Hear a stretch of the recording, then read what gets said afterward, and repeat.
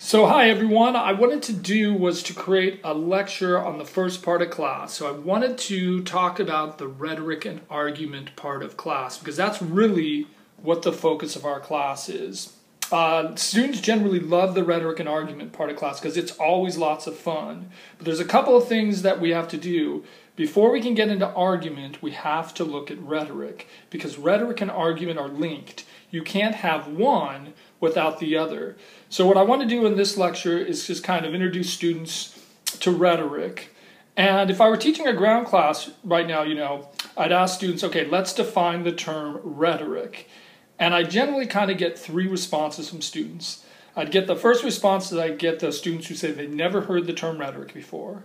Then I'd get a group of students who would say they've heard the term rhetoric, but they don't know what it means. And finally, I would get a couple of the brave students who said, hey, they can define rhetoric. So let's kind of really slow down and walk through this process pretty slowly so I can help students. Because if you're one of the students who's never heard the term rhetoric or not familiar with it, you're in the right place, and I just want to help those students. So what I generally do is I kind of try to slow things down and I ask a set of questions. First, I ask, are there people, is it safe to say that we know that there are people who use rhetoric? And just about everyone in the ground class will raise their hand. So we may not know what the term rhetoric means, but we know that there are people who use it. So let's try to figure out who those people are. Who are the people who use rhetoric? And in any class I teach, whether it's an on-ground or online class, students can immediately associate politicians with rhetoric. Right? Politicians are always associated with rhetoric. So if you think about in the last couple of years, we might have heard Donald Trump is using rhetoric. Okay, I've heard that word. I don't know what it means. Now we might hear, Joe Biden is using rhetoric. So we know that politicians are generally associated with rhetoric. The second group that students always associate with rhetoric is lawyers. Lawyers are always associated with rhetoric. And that might make sense because we can think of lawyers are always going to be arguing, so somehow we might always associate them with rhetoric. So we know that there are people who use rhetoric. Sometimes then students might dig a little bit deeper. They might say, hey, philosophers use rhetoric, right? So philosophers, I know maybe rhetoric's been associated with Socrates or Aristotle, so there are philosophers. So if we know that there are philosophers who use rhetoric, you might think, who else use rhetoric? And sometimes students point out, well, teachers use rhetoric. Yeah, teachers use rhetoric. Well, if teachers use rhetoric, that means students use rhetoric, and they're not always very good at it. So if we just break down, we know that we have established there are people who use rhetoric, right? We can talk about politicians, lawyers, philosophers, teachers, students. Sometimes we might even add writers in there. Okay, so if we have an idea of who the people are who use rhetoric, then the second step I want to talk about is talk about forms of rhetoric. What might be a form of rhetoric?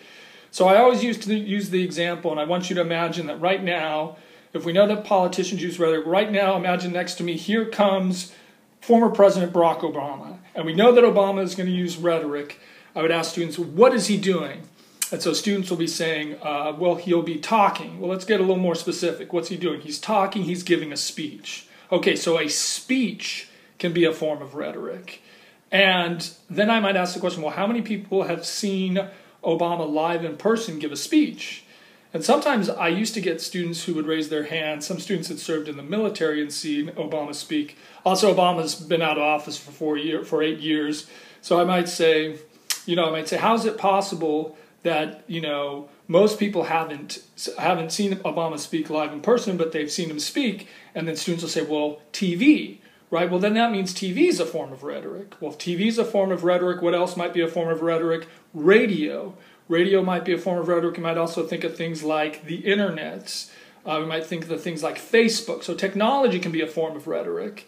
Sometimes you might think of, sometimes students might say a newspaper is a form of rhetoric, right? Or a book might be a form of rhetoric. Well, because we know the writer is the person who uses rhetoric, the form would be a book. We call that writer a journalist. A journalist is the person who uses rhetoric. They use newspapers, right? So what I just wanted to say is, okay, let's establish that there are forms of rhetoric, right? Whether they are a speech, TV, the internet, emails. So that gives us a sense of what are the different types of forms of rhetoric. So what I want to do then is to then give you a simple definition of rhetoric. I'm going to give you my definition of rhetoric, and I'm going to maintain my definition of rhetoric for the next couple of weeks. But I'm going to define rhetoric as words that are used to manipulate, to deceive and to con people. So I will define rhetoric as words that are used to manipulate, to deceive, and con people. Now, what I'm going to have you do in a follow-up discussion board is you now get a chance. There's 2 other videos I want you to watch, and then I want to know, how would you define rhetoric? You can agree with me, you can disagree with me, but I'd like to know, based on kind of this lecture and 2 other videos, how you define rhetoric, and that'll give us something to play with as we then shift to arguments. I'm looking forward to see what you come up with as you attempt to define rhetoric.